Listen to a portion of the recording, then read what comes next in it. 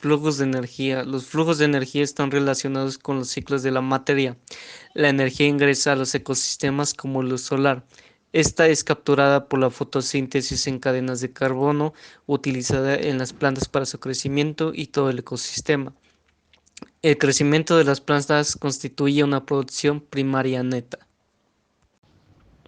Ahora les voy a explicar un poco de las características del flujo de energía. Hay muchos tipos diferentes de energía, por ejemplo la solar, la magnética, la del sonido y la elástica. La fuente primaria en la mayoría de los ecosistemas es la energía de solar, la energía del sol. El destino final de esta energía en los ecosistemas es perderse como calor. La energía y los nutrientes pasan de un organismo a otro a través de la cadena alimenticia a medida que un organismo se come a otro. Los descomponedores extraen la energía que permanece en los restos de los organismos y los nutrientes inorgánicos son reciclados, pero la energía no. Y aquí tenemos dos características, que es la número uno, un flujo de energía unidireccional, que es acíclico y abierto debido a las pérdidas de energía en los seres vivos, que requiere de un aporte continuo de energía. Y que la fuente de energía primordial es la luz solar, transformada en energía química mediante la fotosíntesis. ¿Qué es una cadena trófica? Una cadena trófica o alimentaria es la corriente de energía y nutrientes que se establece entre las distintas especies de un ecosistema por su alimentación. De estos se derivan tres niveles tróficos. El primero son los productores. Toman la energía del sol y la transforman en moléculas orgánicas ricas en carbohidratos, lípidos y azúcares. El siguiente son los consumidores. Estos son los organismos que no producen su propio alimento y por lo tanto deben ingerir a otros seres para obtenerlo. El último son los descomponedores. Son aquellos seres vivos que obtienen la materia y la energía de los restos de otros seres vivos. Se alimentan de los seres muertos y de sus desechos. Así forman una conexión entre lo orgánico y lo inorgánico. El principal ejemplo de este son los hongos. Como pudimos ver, las cadenas tróficas o cadenas alimentarias son ciclos energéticos o nutritivos entre las distintas especies involucradas en una comunidad biológica, en el cual cada una se alimenta a partir de la anterior, y que se le llama nivel trófico a cada eslabón en esta cadena, que se determina la relación de una especie con las que se hallan arriba o abajo de la cadena, que son depredadores y alimentos respectivamente. Y, sin embargo, se trata de un ciclo que se retroalimenta cuando los grandes depredadores mueren y sirven de sostén en los microorganismos y animales carroñeros que se alimentan de sus restos. A grandes rasgos, una cadena trófica se compone de un primer peldaño de productores, por lo general fotosintéticos, un eslabón de herbívoros o aprovechadores, y luego una sucesión ascendente de depredadores hasta llegar a los mayores. Para que quede más claro, tenemos bastantes ejemplos sobre cadenas tróficas. Y el número uno es en el mar, el fitoplancton, que es una especie de vegetal, sirve de alimento a los crustáceos malacostráceos, que es el krill, que son comidos por peces muy pequeños. Estos a su vez son depredados por peces mayores como la sardina, que sirve de alimento, o depredadores como la barracuda. Estas, al morir, son descompuestas por carroñeros como cangrejos y otros crustáceos.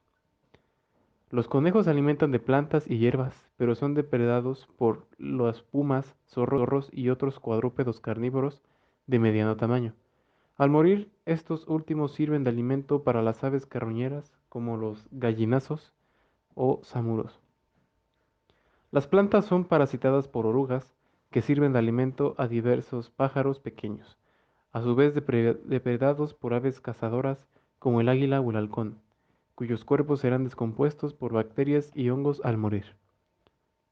Los insectos como la langosta comen hojas de plantas, los sapos insectívoros se los comen a ellos y las serpientes a los sapos. Y por último, puede que a dichas serpientes las devoren otras de mayor tamaño. El zooplancton marino sirve de alimento a las ballenas que las capturan con sus largas barbas y estas son depredadas por el hombre. La carne en descomposición de los animales muertos sirve de alimento a las larvas de las moscas, que al crecer y volverse ímagos serán depredadas por las arañas, a su vez víctima de otras arañas mayores, las cuales sirven de alimento a los mapaches y cuatíes, depredados finalmente por serpientes carnívoras cazadoras como la cascabel. El pasto nutre a las ovejas, víctimas predilectas de jaguares y pumas, quienes al morir son descompuestos en humus por bacterias y hongos, nutriendo de nuevo así el pasto. La corteza de los árboles sirve de alimento a ciertos tipos de hongos, que son a su vez alimento de roedores pequeños, como ardillas, que son a su vez presa de las aves de rapiña, como el búho. El fitoplancton marino es alimento de bivalvos, como el mejillón, los cuales son depredados por cangrejos y esto a su vez por las gaviotas. Y por último, de mi parte, los escarabajos peloteros se alimentan de las heces de animales superiores, pero son depredados por lagartos y lagartijas, a su vez alimento de mamíferos como los coyotes. Otro tipo de ejemplos sería la abeja, que subsiste a base de néctar floral, y son presas de arañas, que a su vez se alimentan de pájaros pequeños, víctimas de felinos salvajes como los gatos monteses.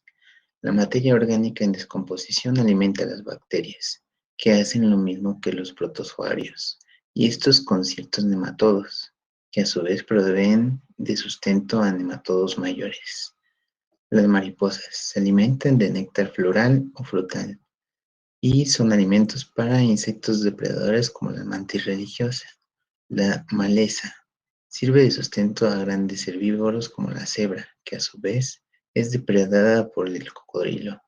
Las lombrices de tierra se alimentan de materia orgánica en descomposición en la tierra y son alimentos a su vez de pájaros pequeños, víctima también de felinos cazadores como el gato, que al morir devuelve la tierra la materia orgánica para alimentar nuevas lombrices. El maíz sirve de alimento a las gallinas, cuyos huevos son devorados por las comadrejas y esta a su vez por las serpientes cazadoras. Algunas arañas acuáticas se alimentan de cazar larvas y de otros insectos durante su estadía sumergida y sirven al mismo tiempo de presa para algunos peces de río, los cuales son depredados por el pájaro martín pescador o por las cigüeñas. En el mar, el plancton sirve de alimento para peces pequeños y estos para peces mayores que a su vez son depredados por peces todavía más grandes. Otro ejemplo sería ciertos tipos de insectos parásitos en el pelaje de los mamíferos, como las garrapatas. Son el alimento de aves simbióticas que obtienen su comida limpiando a esos mamíferos. Importante el flujo de la energía. El flujo de la energía es importante para entender cómo los elementos del entorno natural interactúan unos con otros. La energía puede ser definida como la capacidad de llevar a cabo cambios en el movimiento o estado de la materia. Hay muchos tipos diferentes de energía: la energía solar, la energía magnética, la energía del sonido, la energía elástica, entre otras. El flujo de la energía está relacionado con los ciclos de la materia. Ambos son propiedades emergentes de los ecosistemas que resultan de la producción y el consumo.